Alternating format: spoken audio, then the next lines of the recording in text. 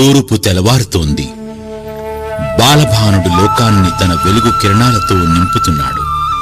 సకల ప్రాణిగణమంతా కిలకిలలాడుతూ మేలుకుంటోంది. సర్వదేవతలకు ఆలవాలమైన తిరుపతి పట్టణం. శేషాచలం పాన్పుగా అమరిన ఆదిశేషుడు కనులు విప్పాడు. ఏడుకొండల స్వామి మందస్మిత వదనంతో చిరునవ్వులు చిందించాడు. ఇంతలో మరో ప్రభాకరుడు అరుదించాడు. ఈ ప్రజ్ఞా ప్రభాకరుడు మరెవ్వరూ కాదు, ఆయనే శ్రీ వేటూరి ప్రభాకర శాస్త్రి. తమస్సులు మునిగిన జనాన్ని తపస్సు వైపు, అజ్ఞానంలో అణగారిన ప్రజల్ని సుజ్ఞానం వైపు మళ్లించేందుకు అవతరించిన జిజ్ఞాసు, యోగి పొంగవుడు, పండితుడు, పరిశోధకుడు, చారిత్రకవేత్త శ్రీ వేటూరి ప్రభాకర శాస్త్రి.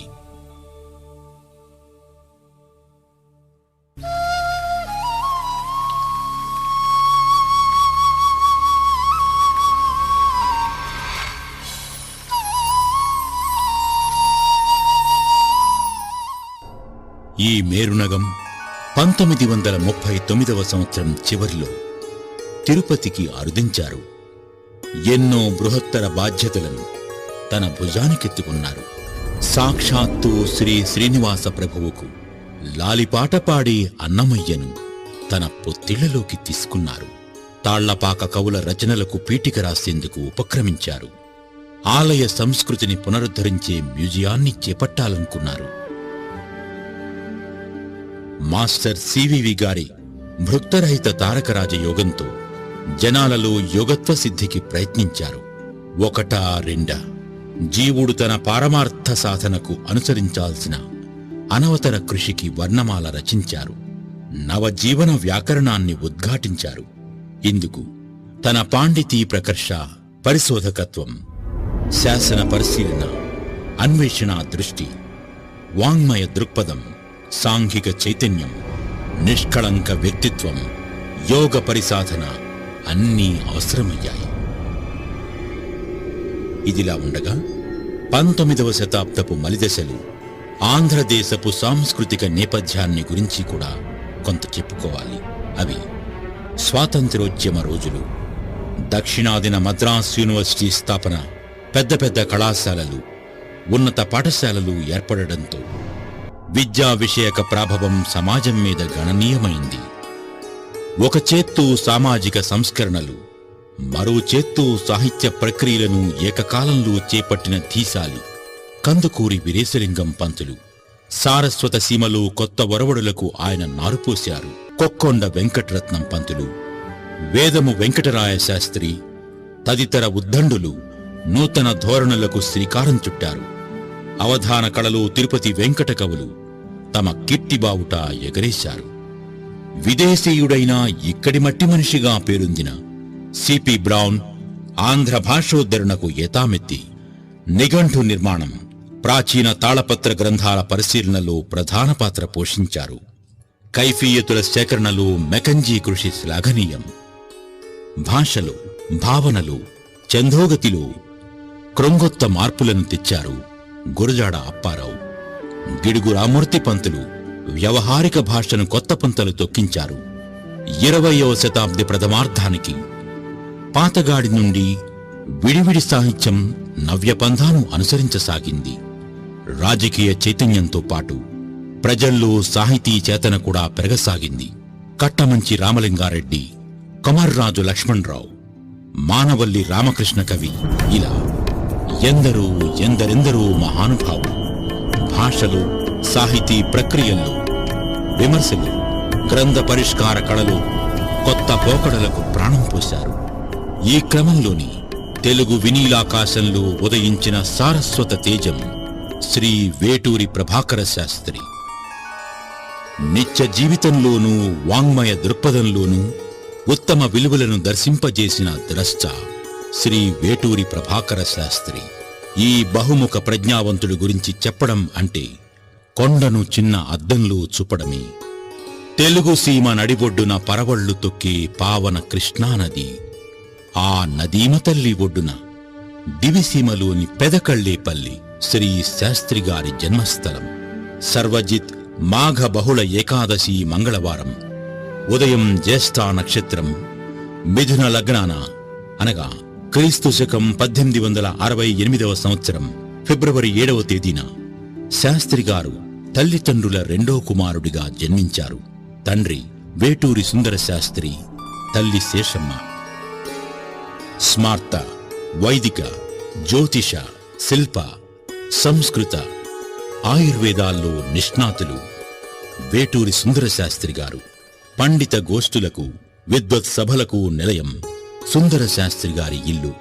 చిన్ననాటి బాలప్రభాకర శాస్త్రిపై ఇంటి పరిసర ప్రభావం మెరుగ్గా ప్రసరించింది. తన స్వగ్రామం పెదకళ్ళేపల్లి గొప్పదనం గురించి చిన్ననాటి చేష్టలు కావ్యంలో శాస్త్రిగారు ఇలా రాసుకున్నారు. పూర్వకాలమునను పేర్వెలసినది మావీడు వేదశాస్త్ర విద్యలకున్, దాని మారుపేరు దక్షిణ కాశిగా కృష్ణయచడయుత్తరించి సాగే. ఈ మహానుభావుడు తిరుపతికి చేరడానికి ముందు వారి జీవితమంతా సాహిత్యాన్వేషణతో మొదలై యోగ దర్శనంతో ఫలవంతమైంది. ఆ మహనీయుని సంతానంగా ఆ మార్గాన కొంత కృషి చేస్తూ ఆయన గురించి ఇవాళ నేను మాట్లాడే అవకాశం నాకు కలిగినందుకు నేను చాలా సంతోషిస్తూ ఉన్నాను. నాన్నగారి చిన్నతనం గురించి, బాల్యంలో వారి అనుభవాల గురించి, ముఖ్యమైనటువంటి కొన్ని ఘట్టాలని ప్రజ్ఞాప్రభాకరం అనేటువంటి తమ ఆత్మకథలో నాన్నగారు బాగా విశదీకరించారు. ఆ విషయాలే కొన్ని నేను ఇప్పుడు జ్ఞాపకం చేసుకుంటాను. మొండి మొలతో బజారులో తిరుగుతూ ఉన్నటువంటి పసిపిల్లవాడికి ప్రభాకర్ శాస్త్రి గారి తల్లిగారిని అడిగి ఒక గోచిగుడ్డ తీసుకుని మొలకు చుట్టి ఇంటికి తీసుకొచ్చి అక్షరాభ్యాసం చేసి చదువు నేర్పించినటువంటి ప్రథమ గురువు మద్దూరి రామావధానులు గారు అని ప్రభాకర్ శాస్త్రి గారు తమ ప్రజ్ఞాప్రభాకరంలో పేర్కొన్నారు. అట్లా ఆరంభమైంది ఆయన చదువు. ఆ తర్వాత అంతా స్వయం కృషే. ప్రభాకర్ శాస్త్రి గారు వారి ఇంటిలో ఉన్న గ్రంథాలయమే వారికి గురుస్థానం వహించింది. వారి తండ్రి గారి పాండిత్యము, అభినివేశము ప్రభాకర్ శాస్త్రి గారికి విద్యా సంస్కారాలు నేర్పించింది. నేను తెలుగులో ఏదైనా కాస్త నేర్చుకున్నాను అంటే అది మా తండ్రి గారు మాకు నేర్పించినటువంటి సాహిత్యంలోని కొన్ని తెలుగు మరుగులు, అవి వారు నేర్పించినవేను. మా ఇంట్లో అపూర్వమైన గ్రంథాలయం ఉండేది. మా ప్రాంతాలలో, మా స్వగ్రామమైన పెదకళ్ళేపల్లిలో మా ఇంట్లోనే ఎక్కువగా సంస్కృత, ఆంధ్ర గ్రంథాలు, యోగ, వైద్య, వాంగ్మయానికి సంబంధించినటువంటి, సాహిత్యానికి సంబంధించినవి ఉండేవి. అవి నేను నిరంతరం చదువుకునేవాడిని అన్నారు. కనుక పుట్టుకతోనే ఆయన ఒక జ్ఞానిగా పుట్టి స్వయం కృషితోనే ఆయన రాణించారు అని మనకి తెలుస్తుంది. తన విద్యాభ్యాసమంతా స్వయం కృషితో తండ్రి కడ నేర్చిన తెలుగు మరుగులు, చల్లపల్లిలో మహర్షి వేల్పులు, శ్రీ అద్దేపల్లి సోమనాథ శాస్త్రుల వారి దగ్గర వ్యాకరణాధ్యయనం, పతంజలి యోగసూత్రాల పఠనం సాగించారు. మచిలీపట్నంలో బ్రహ్మశ్రీ చళ్లపిళ్ల వెంకట శాస్త్రి గారి అంతేవాసిగా అవధాన విద్య, కావ్యశాస్త్ర వినోద గోష్ఠి నిర్వహించారు. సార్, ఇప్పుడు వేటూరి ప్రభాకర్ శాస్త్రి గురించి, బాల్యం గురించి మనం చెప్పుకున్నాము. అవునండి. తర్వాత విద్యాభ్యాసం అయిపోయింది. అవును. ఇంకా ప్రస్తుతము ఆయన ఉద్యోగరీత్యా చెన్నై వెళ్ళారు కదా, అక్కడ ఉన్నటువంటి విశేషాల గురించి కొంత చెప్పండి. తప్పకుండా. వారు బందర్లో విద్యాభ్యాసం పూర్తి చేసుకున్న తర్వాత మద్రాసు వెళ్ళడానికి ఒక ప్రేరణ. వల్లూరు సూర్యనారాయణరావు గారిని బందర్లో ఉండేవారు అడ్వకేటు. వారింట్లో ఆయన మ్యారేజీ ఆలోచనలో ఉన్నప్పుడు బందరు కళ్ళేపల్లి వెడుతుంటే, ఇప్పుడే పెళ్లి చేసుకుని ఏం చేస్తావు, పెళ్ళి వద్దు, నువ్వు వెళ్ళి ఇంకా మద్రాసులో చేయాల్సిన పని చాలా ఉంది, అక్కడికి వెళ్ళి నువ్వు లైబ్రరీ అవి చూడు, చాలా పెద్ద విశేషమైనటువంటి వస్తు సంపద ఉంది అక్కడ అని అంటే, ఆయన భార్య వల్లూరు సూర్యనారాయణరావు గారి భార్య వెళ్ళి ఎందుకు చేసుకోవాలో ఆమె చెప్పింది అని ప్రజ్ఞాప్రభాకరంలో అవన్నీ రాశారు. అయిన తర్వాత వీరు బయలుదేరి అక్కడికి వెళ్ళారు. దానికి సూర్యనారాయణరావు గారు ఒక లౌకికమైన ప్రేరణ. ఇంకొక లౌకికమైన ప్రేరణ ప్రభాకర శాస్త్రి గారి బావగారు కాజ వెంకటశేషయ్య గారని, ఆ రోజుల్లో చీఫ్ జస్టిస్గా ఉన్న వేప రామేశం గారి ఆయన దగ్గర గుమాస్తాగా ఉండేవారు. వారు మొదట మద్రాసు వెళ్ళి సెటిల్ అయినారు అక్కడ. అంచేత వారు కూడా రమ్మనమని అని అంటే వీళ్ళు బయలుదేరి వెళ్ళి ఈ అవధానం చేయడం మా మేనత్త చూసింది, మరి ఈ మేధస్సు అక్కడికి గనక వెడితే ఇంకా బాగా ఉంటుంది అని. ఈ రెండు లౌకికమైనటువంటి ప్రేరణలు. ఆధ్యాత్మికమైన ప్రేరణ మరొకటి ఉంది. అక్కడికి వెళ్ళిన తర్వాత ఆయన ఆధ్యాత్మిక రంగంలో భవిష్యత్తులో ఆయన చేరబోయేటువంటి మాస్టర్ యోగానికి సంబంధించింది. ఈ ప్రేరణతో ఆయన 1907లో అక్కడికి వెళ్ళడం జరిగింది. శ్రీ శాస్త్రి గారు జీవికలో భాగంగా ఉద్యోగార్థం మద్రాసు చేరారు. ఆ రోజుల్లో చెన్నపట్నం సంస్కృతాంధ్ర భాషా వాంగ్మయాలకు పెద్ద కార్యక్షేత్రం. ఎందరో సాహితీవేత్తలు, సంగీతజ్ఞులు, కళాకారులకు కొలువుపీఠం. తొలుత మద్రాస్ ట్రిప్లికేన్లోని కెల్లేట్ హైస్కూల్లో తెలుగు పండితులుగా నియమితులయ్యారు. వీరి ప్రతిభా పాటవాలను గుర్తించిన మద్రాస్ ప్రభుత్వం విశ్వవిఖ్యాత కిన్నెమెర లైబ్రరీకి అనుబంధంగా ఉన్న ప్రాచ్యలిఖిత పుస్తక భాండాగారంలోని తెలుగు శాఖలో ప్రధాన పండితులుగా నియమించింది. శాస్త్రిగారు తన ఉద్యోగ బాధ్యతలు నిర్వర్తిస్తూనే మరో పక్క ఆంధ్ర సాహిత్య సారస్వత రంగాల్లో తన వంతు పాత్రను కొనసాగిస్తూ వచ్చారు.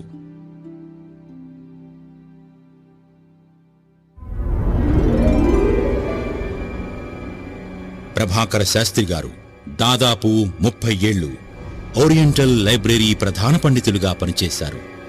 భాషా సాహిత్య రంగాల్లో వారి బహుముఖ ప్రజ్ఞా వికాసానికి కేంద్ర బిందువు మద్రాసులో ప్రభుత్వ ఓరియంటల్ లైబ్రరీలో పండిత పదవులో కుదురుకున్న కొన్నాళ్లకే ప్రభుత్వం ఓ బృహత్తర పనిని అప్పగించింది.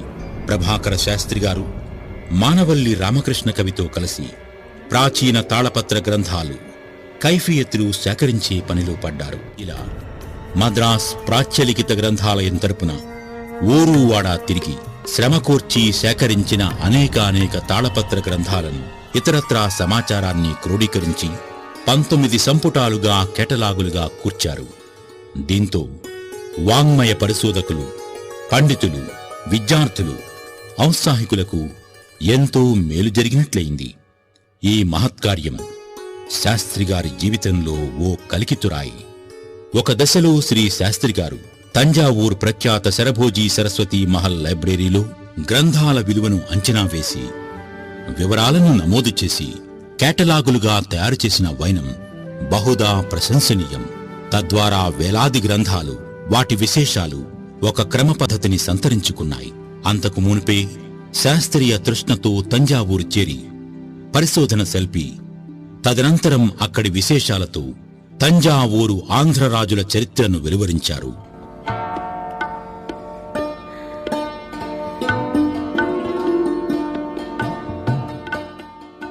వీరశైవ సాహిత్యంలో బసవ పురాణ కర్తృత్వం మీద, మతం మీద చెలరేగినటువంటి వాదాలు ఉన్నాయి. అవి ఇవాల్టికి తర్వాతి కాలపు పరిశోధనల్లో ప్రభాకర శాస్త్రి గారు చెప్పిన చాలా విషయాలు నేటికి సత్యములే అనేటువంటి విషయం తర్వాతి పరిశోధకులందరూ కూడా అంగీకరించినటువంటి విషయం. కానీ ఆ రోజుల్లో కొంత చర్చ జరిగింది. అది ఆయనకి మనస్తాపం కలిగించింది. ఆ మనస్తాపం కలగడం చేత ప్రభాకర శాస్త్రి గారు కొంతవరకు సారస్వతానికి విముఖంగానే ఉంటూ వచ్చారు. ఇది లౌకికమైన భావనలో మనం మాట్లాడేది. కానీ ఆధ్యాత్మికమైనటువంటి స్థితిలో ప్రభాకర శాస్త్రి గారికి సాహిత్యం పట్ల ఈ వైముఖ్యం కలగడం దీని ఏడా కలిగినటువంటి వైరస్యం చేత కాదు, దీనికంటే భిన్నమైన, ఇంతకంటే ముఖ్యమైనటువంటి ఆయన యోగ ప్రవేశాన్ని గురించినటువంటి, యోగ సాధనను గురించినటువంటి విషయం అనే విషయం తర్వాత అందరికీ గుర్తించడం జరిగింది. ప్రభాకర శాస్త్రి గారు అది గుర్తించారు. వేటూరి ప్రభాకర శాస్త్రి గారి జీవిత వాహినిలో సారస్వతము యోగము రెండు పాయలు. ఆయన సారస్వత ప్రగతికి సివివి యోగం అంతఃసూత్రం అని చెప్పుకోవచ్చు. ప్రభాకర శాస్త్రి గారు మద్రాసులో ఉద్యోగం చేస్తున్నప్పుడు 1912, 1916 సంవత్సరాల నడుమ తరచుగా అనారోగ్యానికి గురయ్యేవారు. బాధ భరించలేక ఒక దుర్భర క్షణంలో ఏ హరిద్వారానికో వెళ్లి గంగలో దూకి ఆత్మాహుతి చేసుకోవాలన్న కోరిక కూడా కలగకపోలేదు. ఒకరోజు ఒంటరిగా అక్బర్ సాహెబ్ వీధిలో వెళుతుండగా అబ్బూరి జగన్నాథరావు గారు కనపడ్డారు. మాటల మధ్య తన మనోవ్యతను చెప్పుకొచ్చారు శాస్త్రి గారు. జగన్నాథరావు గారు తన బావగారైన పోతరాజు నరసింహారావు గారిని పరిచయం చేశారు. నరసింహారావు గారు మద్రాస్ ప్రెసిడెన్సీ కళాశాలలో ఫిలాసఫీ ప్రొఫెసర్. మాస్టర్ సివివి గారి యోగ గోష్ఠిలో సాధకులు. వారిచ్చిన పరిచయ పత్రం తీసుకుని మాస్టర్ సివివి గారు నివసించే కుంభకోణం బయలుదేరారు శాస్త్రి గారు. హరిద్వార్ యాత్ర కాస్త కుంభకోణ యాత్రగా పరిణమించింది. చావాలనుకున్న మనిషికి కొత్త జీవితం దొరికింది. మాస్టర్ సివివి మహనీయుల దర్శనమాత్రాన ప్రభాకర శాస్త్రిలో ఓ అపూర్వానుభూతి కలిగింది. దేహంలో కంపన స్వస్థత మొదలై గతంలో ఎడ్లబండి నుండి కిందపడి సడలిన రెక్కలగూడు సైతం సర్దుకుంది. ఆ రోజు 1916వ సంవత్సరం జూన్ 22. ప్రభాకర శాస్త్రి గారు మాస్టర్ సివివి మహనీయుల భృక్తరహిత తారకరాజయోగంలోకి ప్రవేశించారు. భారతదేశం వేదభూమి, తపోభూమి, దేవభూమి. ఎందరో ఋషులు, యోగులు, సిద్ధులు, మహితాత్ములు ఇక్కడ ఉదయించారు. జీవన సాఫల్యత గురించి జనానికి ఎరుకపరిచారు. అలాంటి మహానుభావుల్లో ఎన్నదగ్గవారు శ్రీ కంచుపాటి వెంకాస్వామిరావు గారు. మాస్టర్ సివివిగా ప్రసిద్ధులైన కంచుపాటి వెంకటరావు వెంకాస్వామి గారు నేటి తమిళనాడులోని కావేరీ నదీ తీరమందలి కుంభకోణంలో జన్మ తీసుకున్నారు. వారి జనన తేదీ 1868వ సంవత్సరం ఆగస్టు 4. అప్పుడెప్పుడూ శ్రీకృష్ణదేవరాయల కాలంలో తంజావూరు రాజ్యరక్షణార్థం తరలిన తెలుగు కుటుంబీకులు వారి పూర్వీకులు. 3 కుమారులు, 3 కుమార్తెలను కని మొదటి భార్య రుక్మిణమ్మ గారు కాలధర్మం చెందడంతో వెంకమ్మ గారిని ద్వితీయ కళత్రంగా చేసుకున్నారు శ్రీ వెంకాస్వామి గారు. వీరి పెండ్లి తిరుపతిలో జరగడం విశేషం. తొలి నుండి ఆధ్యాత్మిక తత్వాన్ని తన అంతరంగంలో ప్రతిష్ఠించుకున్న వెంకాస్వామిరావు కొంతకాలం దివ్యజ్ఞాన సమాజంలో ఇన్నర్ సర్కిల్ సభ్యులుగా కూడా కొనసాగారు. ఒకనాడు ఆకాశాన హేలీ తోకచుక్క తళుక్కుమంది. 75 ఏళ్లకు ఒకసారి కనపడే హేలీ తోకచుక్క చూస్తుండగానే దాని తోక నుండి కాంతిపుంజమొకటి దుసుకుని వచ్చి వెంకాస్వామిరావు గారున్న గదిలో ప్రవేశించి ఆయనలో ఐక్యమైంది. తనువులో తటిల్లత మెరిసింది. ఈ సందర్భంగా ఆ ప్రాంతమంతా విద్యున్మయమైంది. గొప్ప శబ్దం వెలువడింది. ఆ వెలుగురేఖ తనలో ప్రవేశించిన వెంటనే వెంకాస్వామిరావు గారిలో ఊహించని మార్పులు ఉదయించి బ్రహ్మ జిజ్ఞాస మొదలైంది. నవోదయం ప్రారంభమైంది. కంచుపాటి వెంకటరావు వెంకాస్వామిరావు గారు కాస్త సివివిగా రూపాంతరం చెందారు. వారు స్థాపించిన భృక్తరహిత తారక రాజయోగంకు మూలమంత్రం సివివి అనే 3 అక్షరాలే. అవి కేవలం నామాక్షరాలే కాదు, అంతర్వీక్షణంలో కానవచ్చిన బీజాక్షర సంపుటి కూడా. 1910వ సంవత్సరం మే 29 నాటి రాత్రి 8:30 మాస్టర్ సివివిలో శక్తిపాతం సంభవించింది. అప్పుడే దగ్గరున్న 7గురితో కలిసి యోగ సాధనకు అంకురార్పణ గావించారు. క్రమంగా స్త్రీ పురుషులతో కలిపి 752 మందికి ఉపదేశమిచ్చారు. ప్రపంచవ్యాప్తంగా లక్షలాది మంది ఈ యోగంతో ప్రభావితులయ్యారు. పుష్కరకాలం అసిధారావ్రతంగా కుంభకోణంలోని స్వగృహంలో యోగ సాధన చేస్తూ 1922వ సంవత్సరం మే 12న పరమపద ప్రాప్తి పొందారు మాస్టర్ సివివి. ఉదయం సాయంత్రం వేళల్లో 6 గంటలకు మాస్టర్ సివివి నమస్కారం అని చెప్పుకుంటూ మౌనంగా యోగానుష్ఠానం చేస్తూ ఉంటారు సాధకులు. నియతి తప్పక చేసే సాధన వల్ల ఎంతో మంది రోగాల బారి నుండి స్వస్థత పొందుతున్నారు. అంతేగాక దైవత్వ సిద్ధికి దగ్గరవుతారు.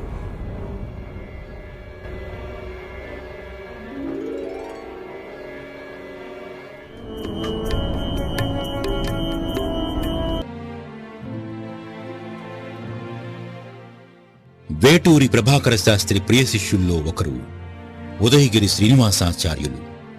శ్రీనివాసాచార్యులు తిరుపతి ఓరియంటల్ రీసెర్చ్ ఇన్స్టిట్యూట్లో పనిచేసేవారు. వీరు శ్రీ ప్రభాకర మిత్రమండలి పేరిట యోగ సాధనాలయాన్ని నిర్వహించేవారు.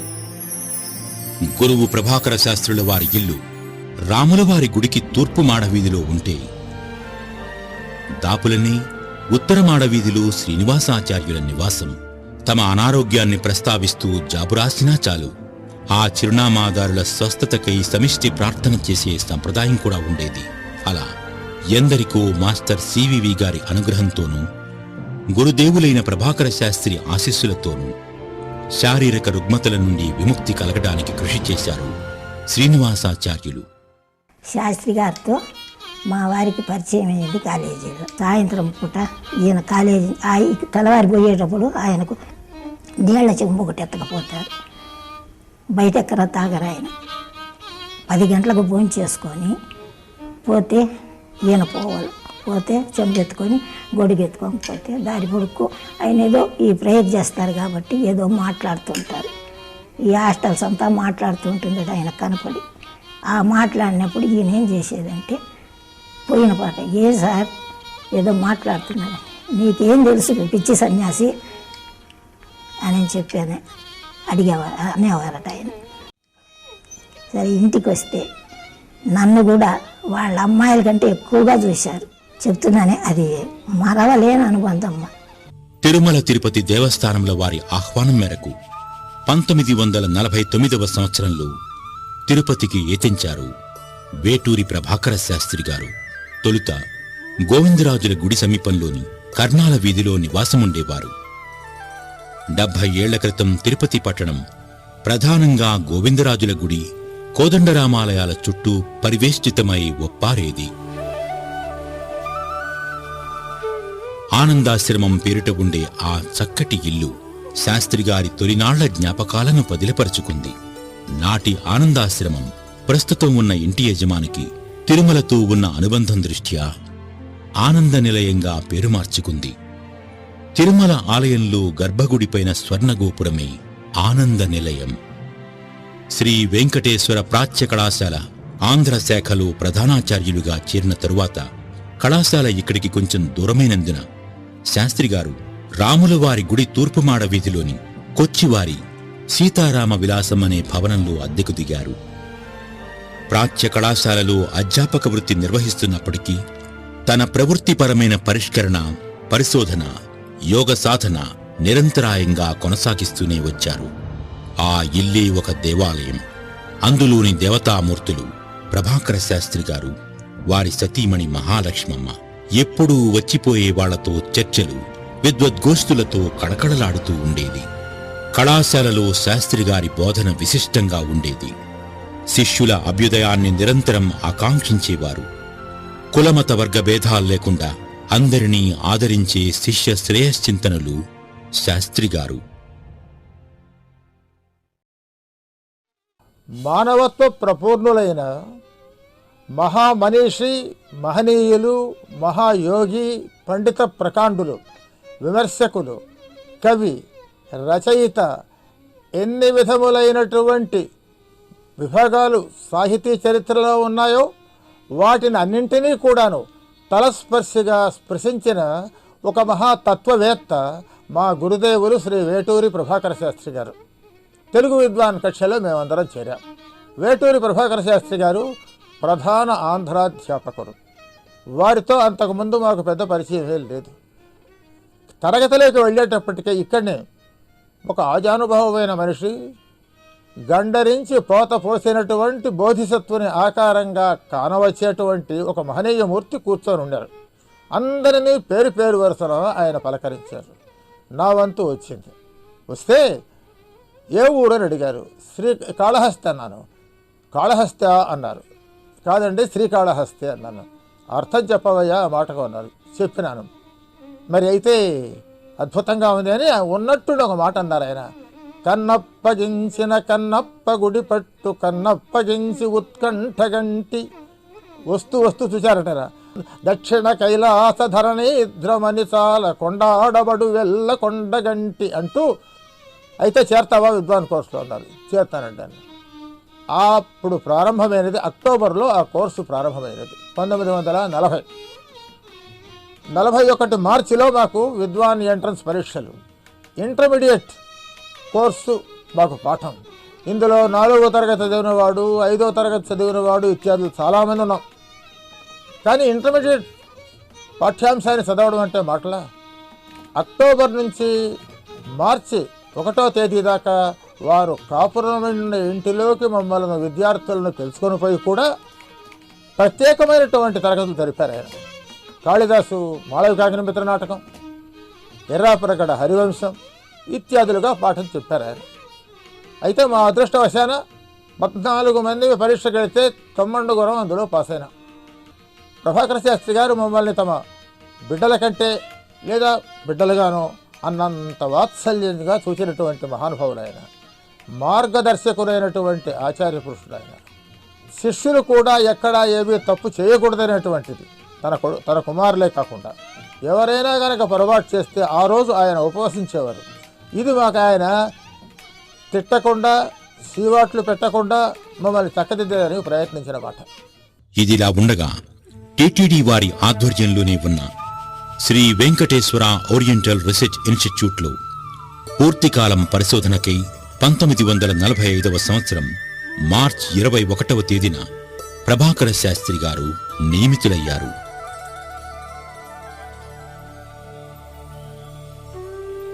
పుట్టిన ఊరు కళ్ళేపల్లిలో చిన్న వాగుగా ప్రారంభమైన శాస్త్రిగారి సారస్వత కృషి మద్రాస్, తంజావూర్లలో వృద్ధి పొంది పెద్ద ప్రవాహంగా మారి తిరుపతి ORIకి వచ్చేసరికి నిండైన నదిలా రూపుదాల్చింది. అప్పటికే కవిత్వం, నాటకానువాదాలు, ప్రాచీన గ్రంథ పరిష్కరణ, పరిశోధన, సాహిత్య విమర్శ, చరిత్ర, జానపద వాంగ్మయం తదితర అనేక రంగాల్లో అందవేసిన చేయిగా లబ్ధప్రతిష్ఠులయ్యారు శాస్త్రిగారు. వీటన్నింటి అంతఃసూత్రంగా మాస్టర్ సివివి యోగం ఎటుతిరిగి ఉంది. దాంతో ఆయన ధీప్రతిభ, ఉపజ్ఞాబలం, మౌలిక ప్రజ్ఞ మరింత చేవదేరింది.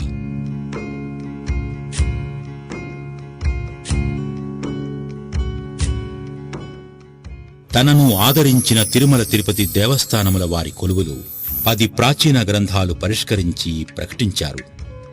అవి వరుసగా రంగనాథ రామాయణం, వెంకటేశ్వర వచనములు, శృంగార సంకీర్తనలు 4-5 భాగాలు, అన్నమాచార్య జీవిత చరిత్రం, శృంగార మరుకం, ధనుర్విద్యా విలాసం, కాటమరాజు కథ, సుభద్రా కళ్యాణం, పావులూరి మల్లన్న సార సంగ్రహ గణితం, సంకలన గ్రంథమైన వెంకటేశ్వర లఘుకృతులు, ఆంధ్రకామందకము మొదలైనవి. ఈ గ్రంథాల్లోని సుభద్రా కళ్యాణం కృతికర్త తాళ్లపాక తిమ్మక్క, తొలి తెలుగు కవయిత్రిగా ఈమెకి పేరు. రచనంతా మంజరీ ద్విపదలో సాగుతుంది. శ్రీకాళహస్తి సంస్థానాధీశుల దర్బారుకు చెందిన గ్రంథాలయం నుండి సుభద్రా కళ్యాణం కృతిని సంపాదించారు శ్రీ శాస్త్రిగారు. జానపద వాంగ్మయంలో కాటమరాజు కథ చాలా విశిష్టమైంది. దొరికిన 9 తాళపత్ర ప్రతులను పరిశీలించి పరిష్కరించారు శ్రీ ప్రభాకర శాస్త్రి గారు. శ్రీ వెంకటేశ్వర వచనమాలను తొలుత 1925లో కొన్ని వచనాలను నాటి ప్రఖ్యాత పత్రిక భారతిలో ప్రకటించారు. ఆ తరువాత టిటిడి వారు 47 వచనాలను వైరాగ్య వచన మాలికా గీతాల పేరిట 1935లో ప్రచురించారు. ప్రభాకర శాస్త్రి గారి ఆధ్వర్యంలో వెలువడిన ఎన్నదగ్గ భక్తుల రచనా సంపుటి శ్రీ వెంకటేశ్వర లఘుకృతులు. ఇందులో శ్రీ వెంకటేశ్వర స్వామిని ప్రధాన దైవంగా ఆపాదించుకుంటూ కొందరు భక్తులు రచించిన రచనల సంపుటి ఇది.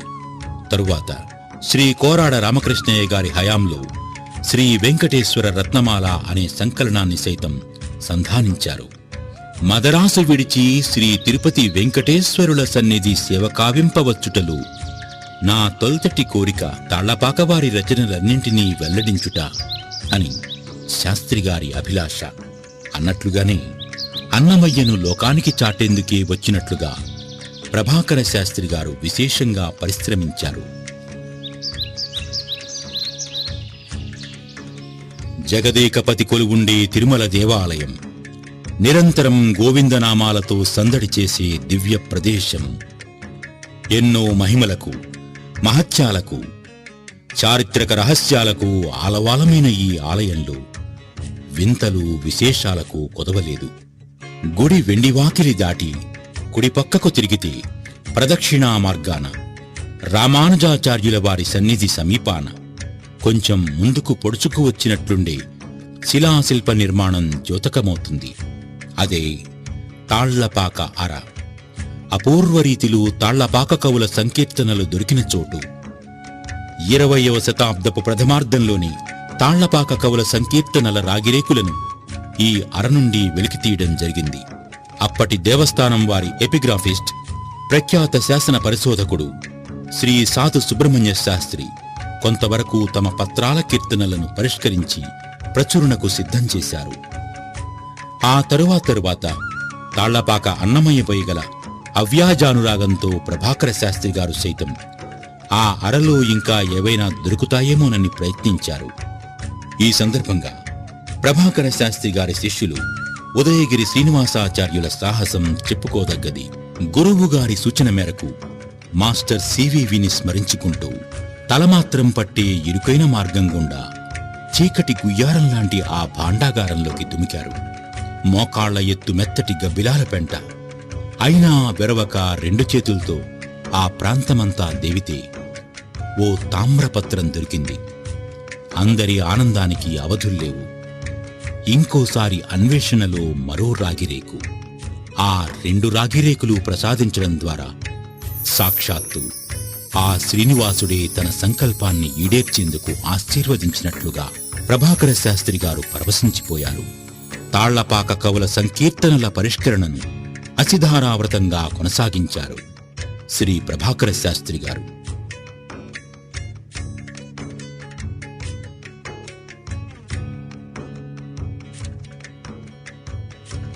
ఈశ్వర సంకల్పమెట్టిదో కాని తాళ్లపాకవారి ఆధ్యాత్మిక సంకీర్తనలు చదువుచుండినప్పుడు నా హృదయ తంత్రులలో నను రణము సాగుచు పరమానంద పారవశ్యము కలుగుచు కర్తవ్యమేదో వ్యక్తమగుచున్నట్లుండును అని శాస్త్రిగారు చెప్పుకున్నారు.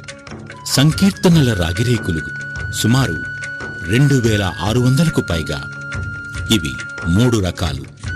బండరేకులుగా పిలిచే పెద్దవి, బరువుగా ఉన్నవి 36, 4 వేళ్ల వెడల్పుతో పొడవుగా సాగదీసినట్లున్న తాళపత్ర ఆకృతి రాగిరేకులు 119. మిగిలినవి చిన్న రేకులు. వీటి సంఖ్య ఎక్కువ, 2500కు పైగా ఉన్నాయి.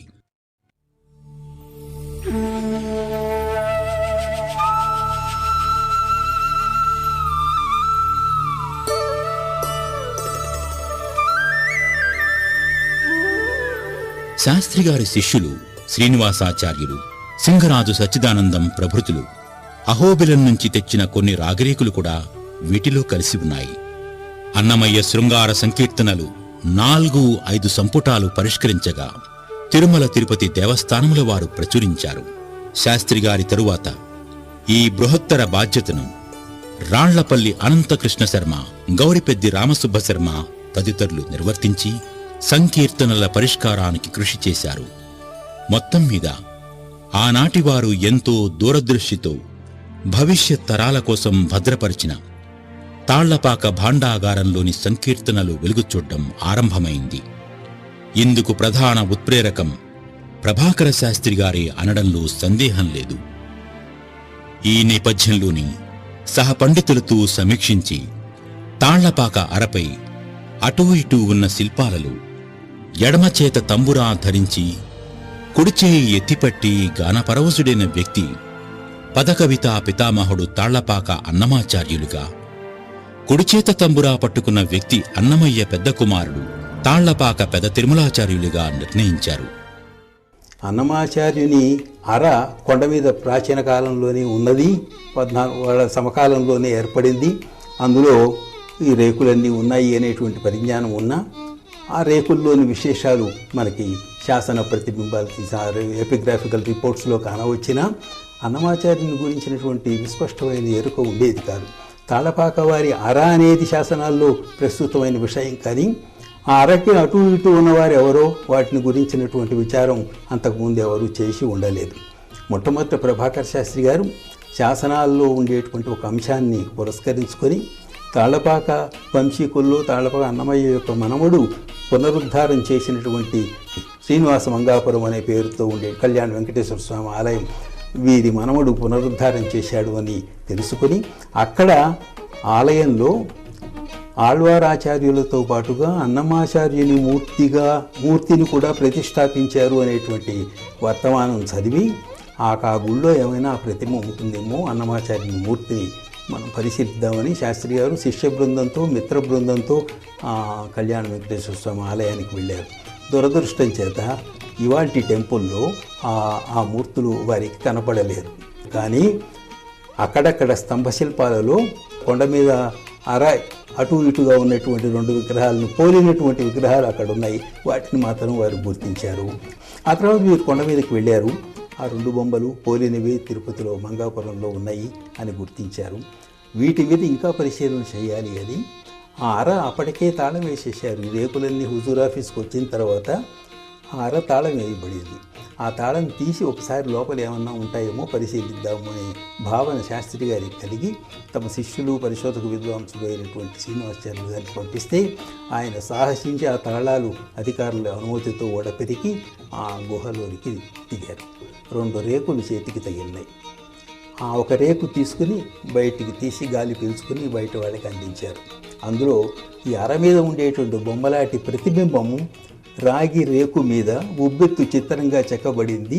ఒకటి అదే సైజులో ఉన్నటువంటిది లభ్యమైంది. ఒకటి దొరికింది అని ఇంకా కొంచెం లోడితే 2వ విగ్రహం కూడా దొరికింది. పైన గోడ మీద 2 బొమ్మలు ఉన్నాయి, లోపల రేకులు కూడా 2 దొరికినాయి. ఆ 2టిని తీసుకున్నారు. వీటితో పాటుగా ఇంకో చిన్న తొంటలు తాటాకు సైజులో ఉండేటువంటి కొన్ని 2-3 పత్రాలు దొరికినాయి. వాటిని తీసుకొచ్చారు. అంతకన్నా మించి ఆ అరలో ఆనాటికి ఇంకేమీ లేవు అని నిర్ధారణ చేసుకుని బయటకు వచ్చారు. ఈ 2 రేకులు దొరకడం చాలా విశేషమైనటువంటి విషయం. ఆ 2 రేకుల్ని తీసుకుని గొప్ప నిధి దొరికినట్టుగా ప్రభాకర శాస్త్రి గారు భావించి వాటిని తీసుకుని మద్రాసు వెళ్ళి ఆయన మిత్రుడైనటువంటి ఆర్కియాలజీ డిపార్ట్మెంట్లో అయ్యప్పన్ గారిని కలిసి వాటిని అన్నింటినీ కెమికల్స్ తోటి శుద్ధి చేయించి వాటికి గోల్డ్ ప్లేట్గా వేయించి మళ్ళీ తిరుపతికి తీసుకొచ్చారు. అందులో 2 ప్రధానమైనటువంటి విషయాలు రేకుల్లో ఉండేటువంటి ఆకృతులను బట్టి, ఒకటి ముదిమి ఆకృతి, ఒకటి యువ ఆకృతి. ఈ ముదిమి ఆకృతి కలిగినటువంటిది అనగా ఎడం చేతిలో తంబురా పట్టుకుని కుడి చేతితో స్వామిని చూపిస్తున్నట్టుగా, అంటే మనం అరకి ఎదురుకుండా నిలబడితే మనకి కుడివైపున ఉండేటువంటి ఆ విగ్రహం, ఆ స్వరూపము తాళపాక అన్నమాచార్యులదని. ఎడం పక్కగా ఉన్నటువంటిది కుడి చేతితో తంబురా పట్టుకుని ఎడం చేతితో స్వామిని చూపిస్తున్నటువంటిది తాళపాక పెద్ద తిరుమలాచార్యులదని ఆయన గుర్తించారు. ఆ రేకుల్లో ఉండ ముది యువ లక్షణాలను బట్టి. తర్వాత జరిగినటువంటి పరిశోధనలో వారు గుర్తించిన గుర్తింపు యథార్థము అనేటువంటి విషయం వెల్లడైంది.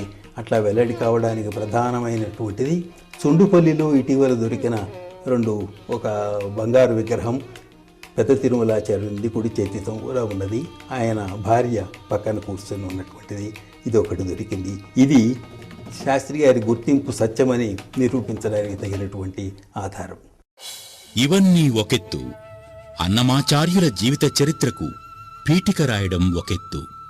సంకీర్తనాచార్యులు తాళ్లపాక అన్నమయ్య జీవిత చరిత్రను అన్నమయ్య మనుమడు తాళ్లపాక చిన తిరువేంగళనాథుడు అనే తాళ్లపాక చిన్నప్ప రచించాడు.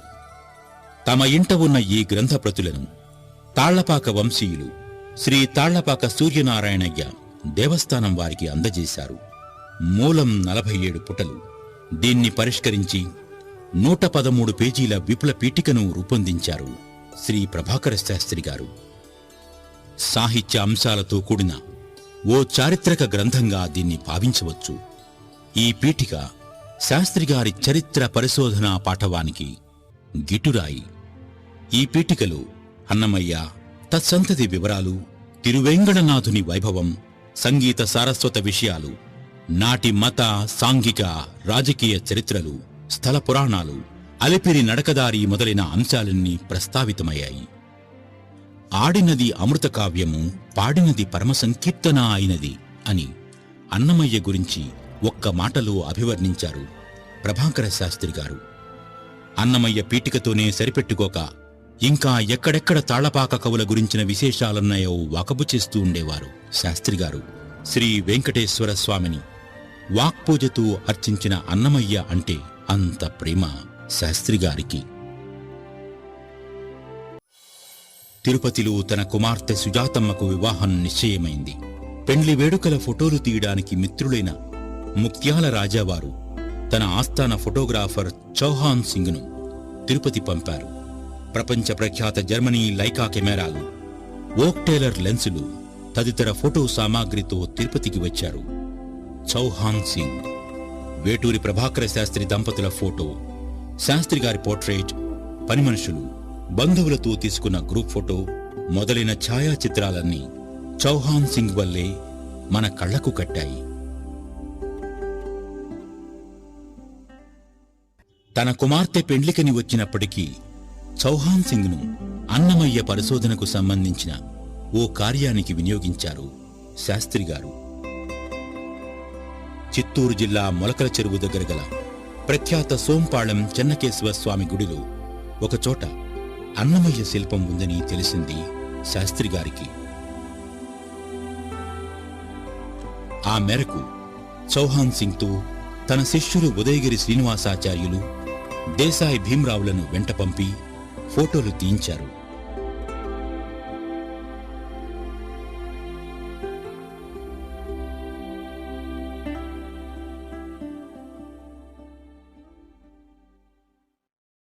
వారి కుమార్తె సుజాతమ్మ గారి వివాహం తిరుపతిలో జరిగినది.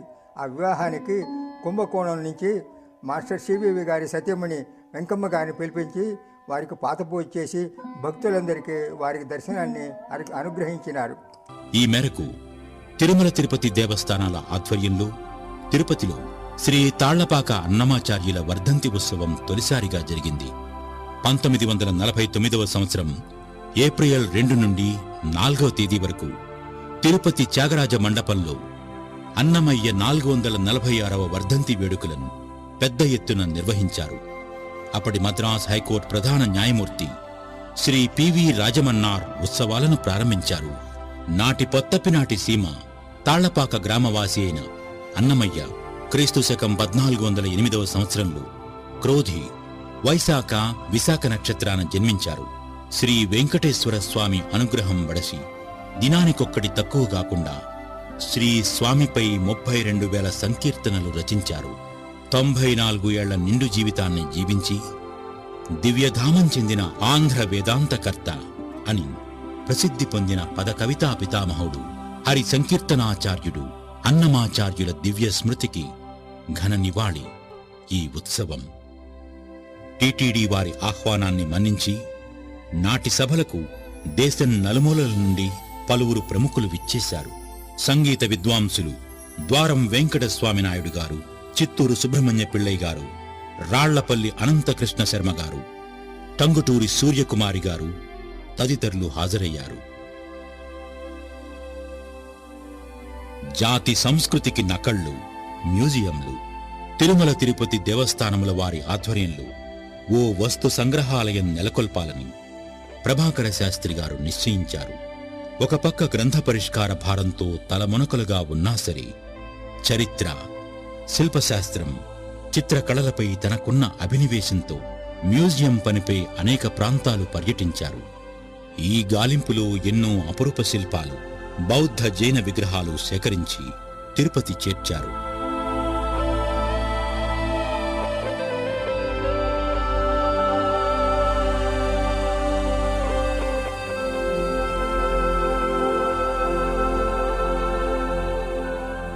శ్రీకాళహస్తి సంస్థానం వారి వస్తు భాండాగారం నుండి కత్తులు, కటార్లు, ఇతర ఆయుధాలు తీసుకువచ్చారు.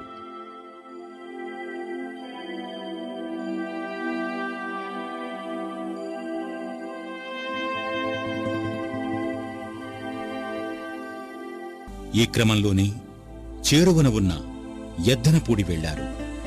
ముమ్మరంగా వర్షాలు కురుస్తున్న రోజులు. ఊరంతా బురద.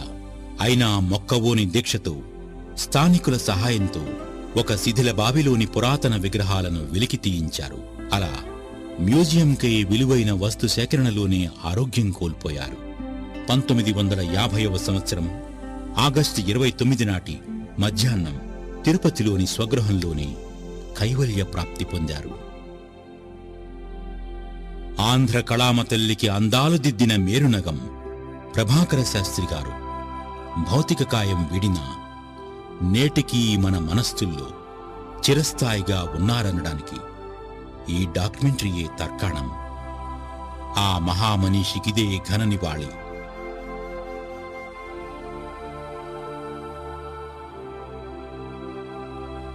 జాతి సంపద అయిన శ్రీ వేటూరి వారి వాంగ్మయాన్ని జగతికి చాటి చెప్పే ఉద్దేశంతో కొన్ని ఆలోచనలు, ఆశయాలతో శ్రీ వేటూరి ప్రభాకర శాస్త్రి వాంగ్మయ పీఠం ఏర్పడింది. తీర్మానం 2698/2007 సంవత్సరం తిరుమల తిరుపతి దేవస్థానముల వారి ఆధ్వర్యంలో ఈ పీఠం పనిచేయడం ప్రారంభించింది. వాస్తవానికి 1982వ సంవత్సరంలో శ్రీ ప్రభాకర శాస్త్రి స్మారక ట్రస్ట్ కుటుంబ ట్రస్ట్గా రిజిస్టర్డ్ అయింది. కుటుంబ ట్రస్ట్ కింద మౌలిక కృషి జరిగి 20కి పైగా సంపుటాలు వెలువడ్డాయి, పత్రికలు ప్రచురితమయ్యాయి. తదనంతరం ఈ కుటుంబ ట్రస్ట్ను విస్తృత ప్రాతిపదికన the Veturi Prabhakara Sastri memorial institute and advanced centre for Telugu స్టడీస్గా తీర్చిదిద్దాలని భావించారు. అయితే మానవ వనరులు, డబ్బుల కొరతతో ఆ ప్రయత్నం నెరవేరలేదు. ఈ నేపథ్యంలోనే టీటీడీ వారు సానుకూలంగా స్పందించడంతో వేటూరి ప్రభాకర శాస్త్రి వాంగ్మయ పీఠం స్థాపన సాధ్యమైంది. శ్రీ వేటూరి ప్రభాకర శాస్త్రి వాంగ్మయ పీఠాన్ని తిరుమల తిరుపతి దేవస్థానంలో ఆగస్టు 2007 సంవత్సరంలో ప్రారంభించడం మా సుకృతంగా భావిస్తున్నాం. డాక్టర్ వేటూరి ప్రభాకర శాస్త్రి గారు అన్నమాచార్య సాహిత్యం గురించి కానీ, అన్నమాచార్య సంగీతం గురించి కానీ వారు చేసినటువంటి ప్రయత్నం అపూర్వం. ఆనాడు ఒక డాక్టర్ రాళ్లపల్లి అనంతకృష్ణ శర్మ, ఒక డాక్టర్ వేటూరి ప్రభాకర శాస్త్రి గారు లాంటి వారు ఈ అన్నమయ్య గురించి పట్టించుకోకపోయినట్టయితే ఇవాళ ప్రపంచమంతటా కూడా ఇంత ప్రఖ్యాతి చెందినటువంటి అన్నమయ్య గారి గురించి తెలియకపోయి ఉండేది. ఆ రకంగా తెలుగు జాతి అంతా, అలాగే శ్రీ వెంకటేశ్వర స్వామి భక్తకోటి అంతా డాక్టర్ వేటూరి ప్రభాకర శాస్త్రి గారికి రుణపడి ఉండాల్సిన అవసరం ఉంది.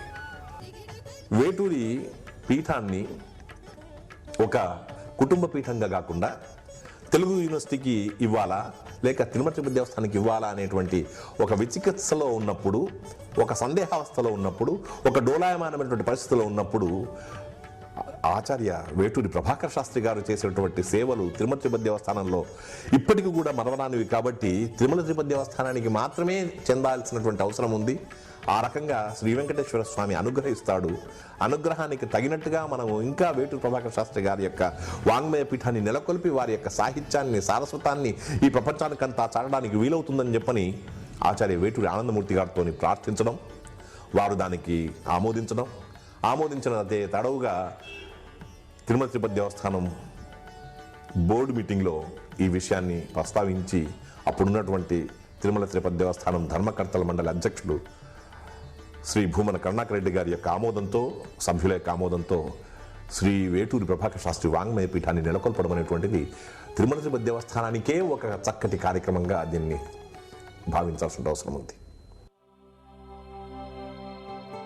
ఈ సందర్భంగా వందలాది పుస్తకాలు, అమ్మకానికి సిద్ధంగా ఉన్న ప్రచురణలు, అరుదైన తాళపత్రాలు, డైరీలు, లేఖలు, వ్యాఖ్యానాలతో కూడిన శాస్త్రి గారి రాతప్రతులు అన్నీ శ్రీ వేటూరి ప్రభాకర శాస్త్రి వాంగ్మయ పీఠంకు అందజేయబడ్డాయి. ప్రస్తుతం తిరుపతిలోని శ్వేత భవనంలో వాంగ్మయ పీఠం కొనసాగుతోంది.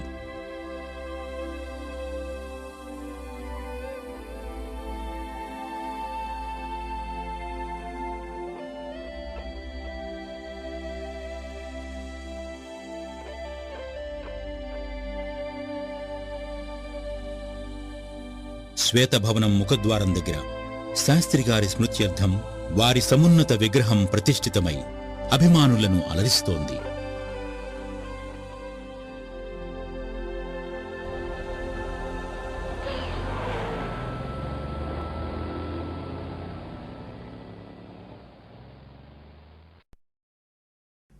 తెలుగు సాహిత్య రంగంలో శ్రీ వేటూరి ప్రభాకర శాస్త్రి గారిది మహోన్నతమైనటువంటి స్థానం.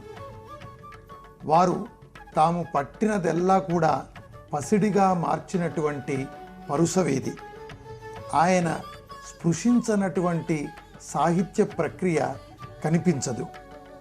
అమరావతిలో ఉన్నటువంటి అక్కడ శాసనంలో ఉన్నటువంటి పదాన్ని నాగబు అనే పదంగా గుర్తించి ఇది తెలుగు భాషలో మొట్టమొదటి పదమని, అందులో ఉన్నటువంటి బూ నేటి ముకారానికి ము అనే విభక్తికి అది మూల రూపమని మొట్టమొదటగా నిరూపించినటువంటి ఒక శాసన పరిశోధకుడు, భాషా శాస్త్రవేత్త.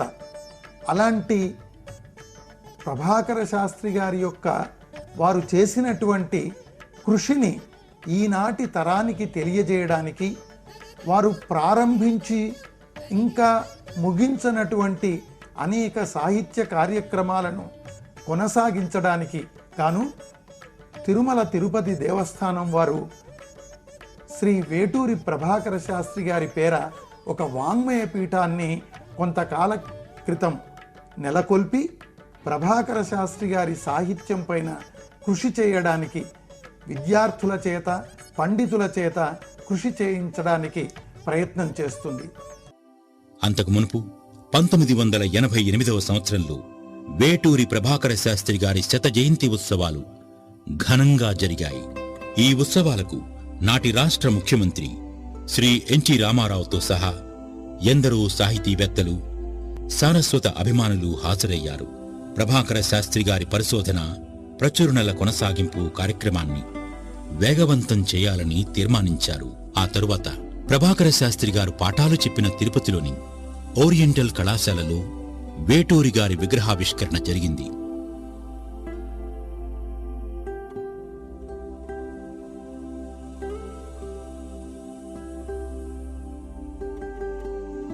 ఆ మూర్తి నేటికీ ప్రాచ్య కళాశాల విద్యార్థులను ఆదరంగా, ఆప్యాయంగా పలకరిస్తున్నట్లుగా ఉంటుంది.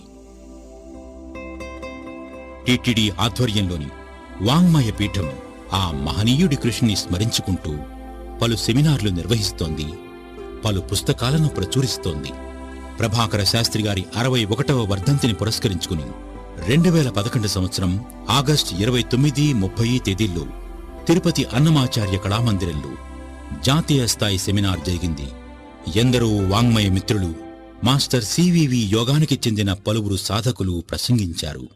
వారు కృషి చేసినటువంటి యోగం పైన, సాహిత్యం పైన ఈ సదస్సు ఏర్పాటు చేయడం జరిగింది. కార్యక్రమాల్లో పాల్గొంటున్న వారందరూ కూడా చాలా ధన్యాత్ములు.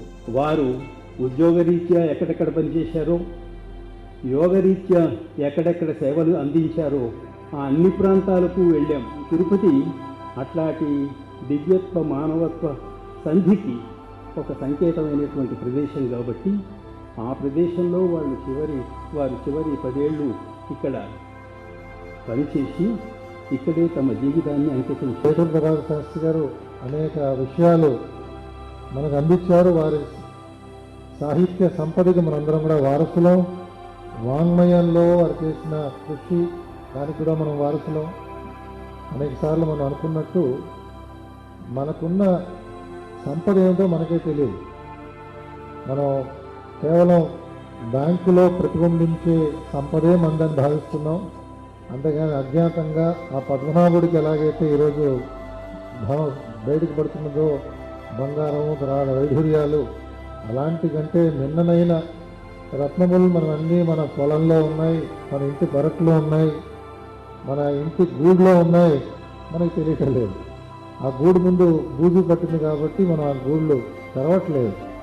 ఇలాంటి సందర్భాలు వచ్చినప్పుడు మనం వారి గురించి స్మరిస్తూ వారే మనకు ప్రేరణ కలిగించారు. వారి యోగామూర్తులు. వారు చేసిన కృషికి అనేక మంది ఈరోజు జీవితాలలో సత్ఫలితాలు పొందుతున్నారు, ఆనందాన్ని పొందుతున్నారు. ఒక రకమైన తాత్విక చింతనతో జీవితాన్ని నడుపుతున్నారు. అలాంటి మహనీయులు పుట్టిన గడ్డ, వారు సంచరించిన ఈ ప్రదేశం, వారు చేసిన కృషి, వెంకటేశ్వరుడికి చేసిన కృషి, అన్నమాచార్యుడిని ప్రపంచానికి పరిచయం చేసిన గొప్ప వ్యక్తి, వారిని స్మరించుకోవడమే ఈరోజు మనందరికీ ఒక మహద్భాగ్యం. సాహిత్యాన్ని, మాస్టర్ సివివి యోగాన్ని రెండు చేతులతో అనుసరించిన సవ్యసాచి శ్రీ వేటూరి ప్రభాకర శాస్త్రి. సారస్వత యోగిగా, యోగ ప్రభాకరుడుగా ఆయన పరిణామం అసాధారణం. ఆయన మహామనీషి, మానవతావాది, స్థితప్రజ్ఞుడు. దయ, కరుణ, వాత్సల్యం ఆయన సహజాభరణాలు. బాలభాష నుండి బ్రహ్మ విద్య వరకు లోతులు తెరిచిన ప్రజ్ఞా ప్రభాకరం ప్రభాకర శాస్త్రి గారి స్వీయ చరిత్ర.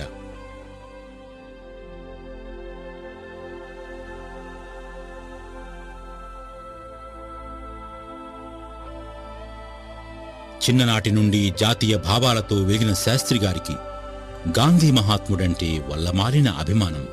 సత్యాగ్రహంలో భాగంగా 1943వ సంవత్సరంలో గాంధీజీ ఉపవాస దీక్ష చేస్తున్నప్పుడు వారికి యోగశక్తితో శక్తి సమకూర్చేందుకు ప్రార్థనలు చేయించారు.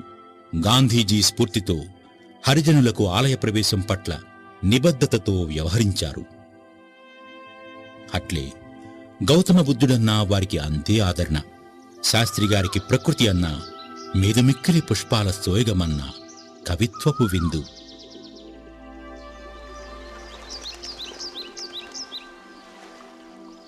వారు రాసిన పూలవిందు పుస్తకాన్ని టిటిడి వారి ఆధ్వర్యంలో శ్రీ వేటూరి ప్రభాకర శాస్త్రి వాంగ్మయ పీఠం ప్రచురించింది.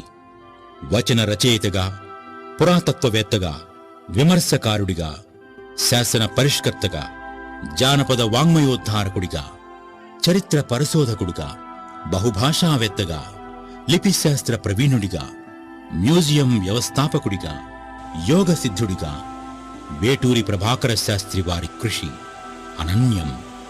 రాశిలో వాసిలో ఇంతటి సారస్వత కృషి తెలిపిన మహానుభావులు అరుదు. భారతీయ సాహిత్య నిర్మాతలలో అగ్రగణ్యుడిగా వెనుతికెక్కిన ఘనత వీరిది.